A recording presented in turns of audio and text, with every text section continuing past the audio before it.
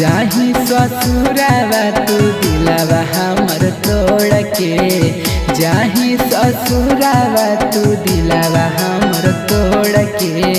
बचपन के प्यार पगली काहे तो छोड़ के, मिलतौ नहीं सुखावा तोरा ससुरा में, मिलतौ नहीं सुखावा तोरा ससुरा में।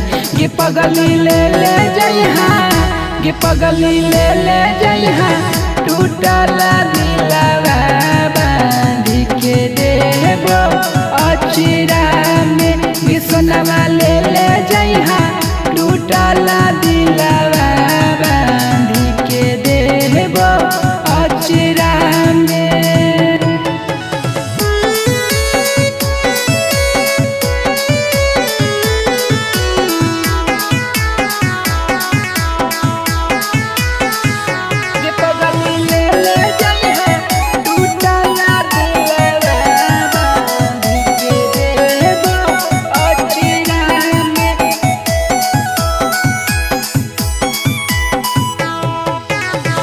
प्यारी के हमर टूटी जैतै पीरितिया, करबौ नहीं जान कबो तोरा से बतिया। सोचो ना हलियै कबो हकी गलतिया, रोते रोते हे बीततै हमर सारी रतिया। प्यारी के हमर टूटी जैतै पीरितिया, करबौ नहीं जान कबो तोरा से बतिया। सोचो ना हलियै कबो हकी गलतिया, रोते रोते हे बीततै हमर सारी रतिया। हमरे चलते तो ढरमी एक दिन लोर गे, हमरे चलते तो ढरमी एक दिन लोर गे। देबो हम जहिया पगल दुनिया के छोड़ गे, सुन के खबर रोही ससुरा में, सुन के खबर रोही ससुरा में। गे पगली ले जइहा, गे पगली ले जइहा, टूटला दिलवा बांध के देबो अचिरा में। गे सोनवा ले जइहा, टूटला दिलवा बांध के देबो अचिरा में।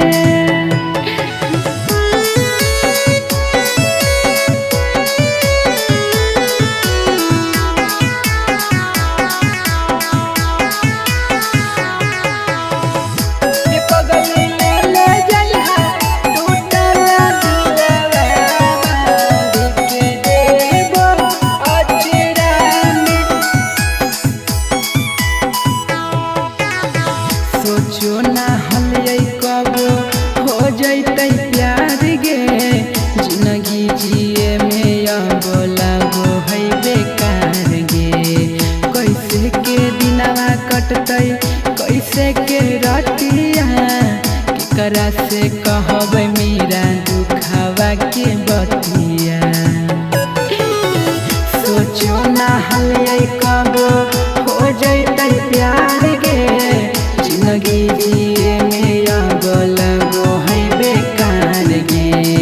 कैसे के दिनवा कटतै, कैसे के रतिया, केकरा से कहबै मेरा दुखवा के बतिया। साजन के जिंदगी अब होतै नहीं अंजोर गे, विक्रम के जिंदगी अब होतै नहीं अंजोर गे। सुबोध के साथे जइनी होते आज भोर गे, पगला के जैसन घुमाओ डहरा में, पगला के जैसन घुमाओ डहरा में। गे पगली ले जइहा, गे पगली ले जइहा, टूटला दिलवा